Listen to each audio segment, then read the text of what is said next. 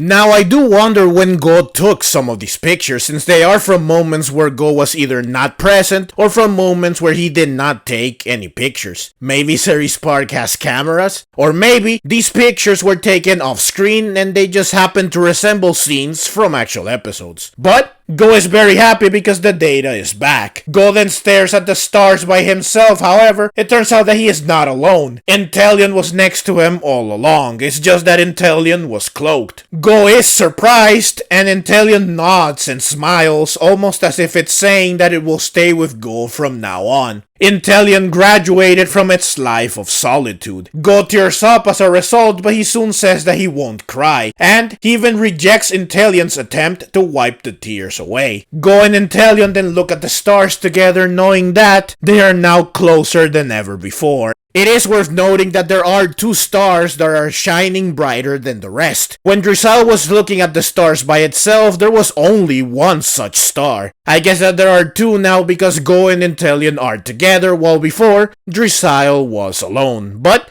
that's the episode. So overall, I do think that this was a great episode. I think that they did a good job of building up to Drizzile's evolution, especially considering that they really only had one episode to work with. Unless you count episode 62, which is the episode in which Sobble evolved into Drizzile. In episode 78, we saw that Drizzile trained every night, and that it would look at the stars longing to become an Inteleon. It's clear that Drizzile was still working towards its dream, even though it chose to remain in isolation. Drizzile did not really care about what was happening in the Institute because Drizzile clearly felt that something was off early on, but it chose to ignore it the first time. Sure, the second time Drizzile did investigate, but in the end, it still did not try too hard to do something. However, once Go expresses his anger and sorrow, Drizzile decides to finally do something for real, and it even chooses to be more active. It chooses to tackle the problem directly, which means leaving the comfort of its cave. Drizzile was easily defeated by Kecleon, which is how it should be since Drizzile has little combat experience. And sure, Drizzile trains a lot, but by using moves on inanimate objects, which is not the same as battling an actual opponent. Drizzile ended up crying as a result of its defeat, which shows that it is still a crybaby at heart, despite everything it has done to get stronger. Ultimately, however, Drizzile was able to overcome its weaknesses when it saw that Go protected it. Drizzile finally broke out of its shell because it was frustrated, since it could not do more for its trainer, which led to its evolution. After evolving, Drizzile became a strong, confident, and cool Inteleon, just like it wanted, and now it can stand proudly next to Go. So I think that they did a good job with this episode overall. My only gripe is that, like I said before, I do feel like it was too soon for Drizzile to evolve, considering that it evolved from Sobble into Drizzile just 16 episodes ago in episode 62. The only other time we saw Drizzile was 8 episodes later in an episode that was not even focused on it. Then we see Drizzile again here in episode 78 and it evolves. I feel that it happened way too fast, especially for a starter Pokemon, and there wasn't enough build-up. It would have been better if there was at least one more episode that focused on Drizzile before episode 78, which would have given Drizzile some more time to develop and grow, which would have made episode 78 that much more powerful. It would have also been better if perhaps Drizzile did not evolve in episode 78, but instead it would have learned a new move, or it would have grown more daring, which would have allowed it to defeat Kecleon, and so episode 78 would have ended with a stronger and more confident Drizzile that would have been ready to face an even tougher challenge in the future that would have allowed it to evolve. But again, I do think that the episode and the evolution were still great regardless. It's just that I wanted to see some more build-up. But that's the video, as always. Leave your own thoughts down in the comments below. I hope you enjoyed the video. If you did and would like to see more like it, then please consider subscribing to my channel. I love Pokemon and I love making videos on both the anime and the games. Also, please consider clicking the links on screen so that you can check out more videos like this right away. Thank you very much for watching, and let's meet again in the next video.